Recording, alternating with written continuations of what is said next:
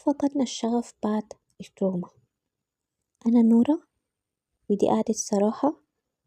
جهزي قهوتك ويلا بينا نبدأ. بعد التروما أول حاجة ناس كتير بتلاحظها إن الشغف بيختفي، مفيش حماس، مفيش رغبة، حتى الحاجات اللي كانت بتفرحنا بقت تقيلة علينا، وده بيخلينا نسأل نفسنا هو أنا اتغيرت؟ الحقيقة إن اللي اتغير مش شخصيتك، اللي اتغير هو كيمياء الأمان جواك، لأن الدوبامين مش هرمون سعادة، هو هرمون دافع.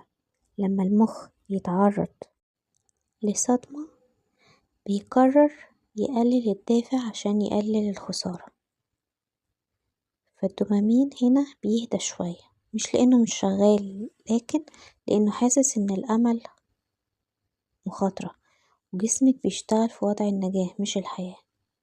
علشان كده أي توقع حلو بيبان خطر، وأي فرح يجي معاه بيبقى قلق، فتبقي لا عاوزة تتحمسي ولا قادرة تحسي بأي حاجة، وده مش كسل ولا ضعف إيمان، ده جهاز عصبي تعب محتاج أمان قبل ما يطلب شغف.